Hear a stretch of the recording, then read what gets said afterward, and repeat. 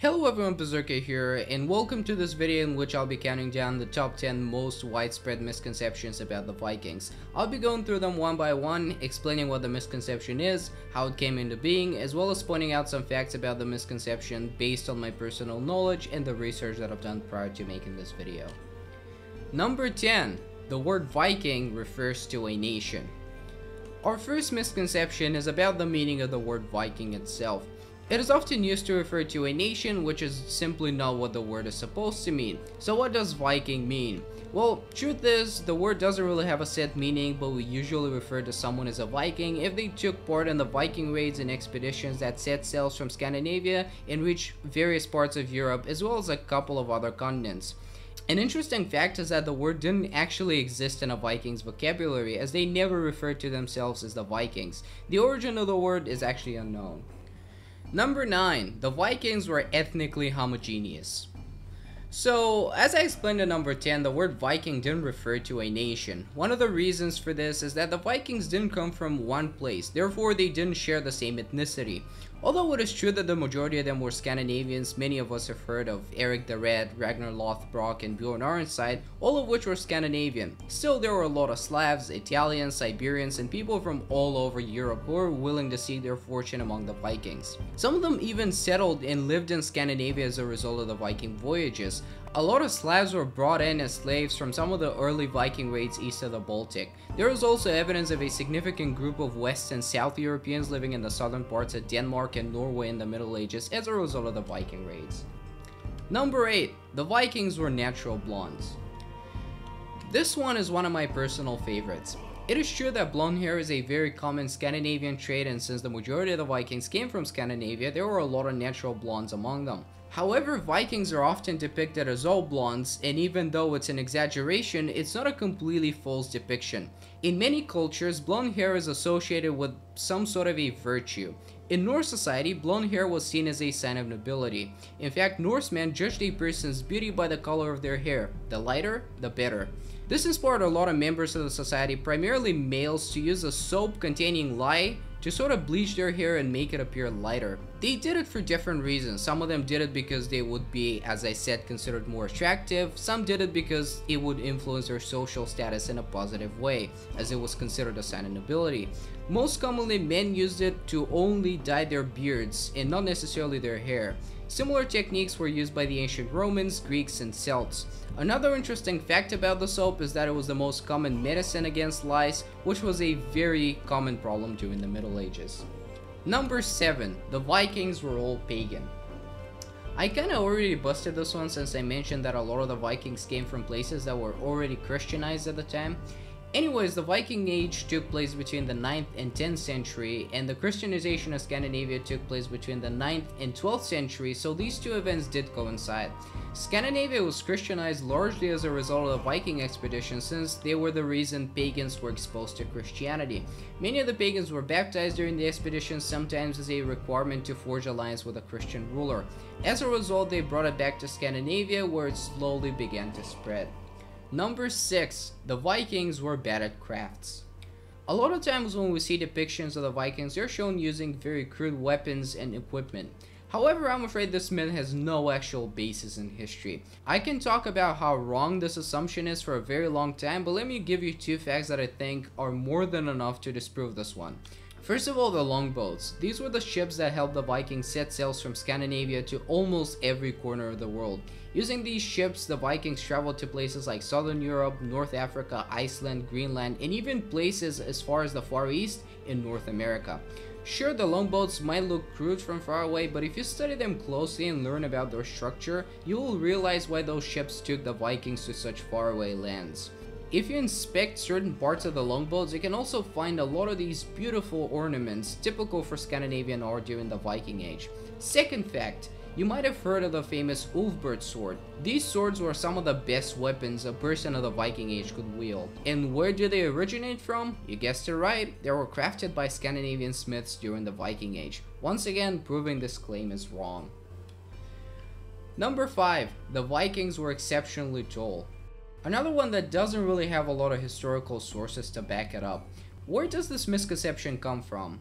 Nowadays, primarily from movies that depict the Vikings as exceptionally tall, well-built men. However, it is possible that this misconception could have some roots back in the Middle Ages, where the monks who became victims of the Viking raids described them as men of similar characteristics. Looking at archaeological data, however, we find no evidence of this claim having any truth to it. Here I've met two sources, one of which states that the height of the average Viking was the same as the height of the average European citizen during the Middle Ages. The second source that I've met, however, states that the average Viking was about as tall as the average modern Scandinavia, which would be a little bit taller than the average European of the Middle Ages. But no matter which one of these is true, we can safely conclude that the height of the Vikings was not that extraordinary. Number 4. The Vikings were exceptionally cruel. I've kind of already disproved this one since I clarified that raiding and looting were not the only things that the Vikings did. And still, these were some of their favorite activities. Not only that, but we also hear about how they kept people slaves and they used the blood eagle, a method of execution which actually we have no record of. When we talk about those things, however, we ignore a very important factor. Even though it wasn't the nasty place we see in movies, medieval Europe wasn't the best place to live. The Vikings were not the only people going around killing innocents, sacking everything they can, and using cruel techniques to execute criminals. All this was just part of the medieval experience. There are records of professional armies going on raids similar to those of the Vikings, but in much bigger scale. There are also other records of very creative ways to execute criminals, arguably more cruel than the Blood Eagle. And what about the slaves? Although it is true that the Vikings had slaves, or so-called thralls, this was not slavery in the literal sense of the word. These were just people conquered at some point by the Vikings who had to serve some of the nobles. Thralls, however, were seen as servants rather than slaves. Owners were usually not cruel to them and treated them pretty much like any other noble treated their servants. Number 3. The Vikings were dirty. Not only this one is false, but the irony is that Scandinavians were probably the cleanest people of Europe at the time. I've heard people claim that the average medieval European citizen bathed once every 4 months or once a year, or they didn't shower at all for fear that they might get sick. That's a misconception in itself, but it's true that medieval Europe wasn't the cleanest place. I've never met a source that confirms how often people bathed in Dark Age Europe, but I think it's safe to assume that they did it once every 2 to 4 weeks. The Scandinavians, however, had different customs when it came to hygiene. The first one was that Saturday was bath day. Everyone took a bath on Saturday. Aside from that, it was also customary to offer a bath to everyone who visits your household. Another example of Scandinavian hygiene practices we can find in Ahmed ibn Fadlan's records. Every morning, in every Scandinavian household, it was customary for all the members to wash their hands, hair, and beards in a bucket of water, passing it to one another. They also spit in the bucket once they were done, claiming that this strengthens the bond between the family. They would also change their clothes more often than other Europeans, a practice that was for some reason seen as satanic. Number 2. The Vikings had no battle strategy. So as I mentioned earlier, the Vikings are often shown using very crude and basic equipment. Same goes when it comes to battle tactics. I've heard people claim that the Vikings didn't have the concept of battle strategy. That's simply false. Now, it is true that a lot of the times the Vikings would attack and raid monasteries or other places where they wouldn't really meet a lot of resistance. In this case, yes, everyone was running around trying to pillage as much as possible. When it came to a real battle, however, the Vikings knew their fair share of tactics. The most common one that probably everyone watching this video has heard of is the shield wall. It's a defensive tactic similar to the Roman testudo used to protect the warriors from arrows and other such projectiles.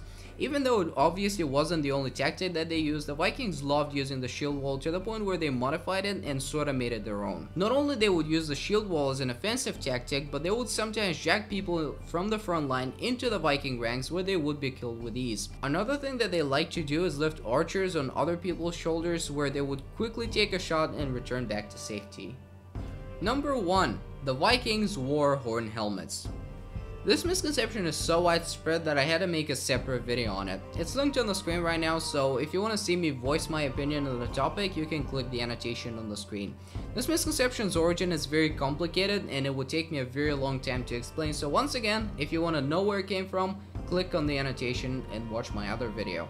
I can, however, briefly explain why it would be a stupid idea for the Vikings to wear horn helmets. Having 2 gigantic horns sticking out of your helmet is really not something that you want in battle. It's basically a handle for your opponents, something that they can grab onto and throw you off balance. For the same reason not a lot of the Vikings had long hair. It's simply impractical. Anyways, this is gonna be everything for this video. I spent a lot of time making it, so if you enjoyed it, please click the like button below. I would really enjoy making similar types of top 10s, so if you have any interesting idea for a historical top 10, let me know in the comment section. For more similar content and to support the channel, make sure to click the subscribe button below as well. Thank you very much for watching, and I'll see you next time. Goodbye.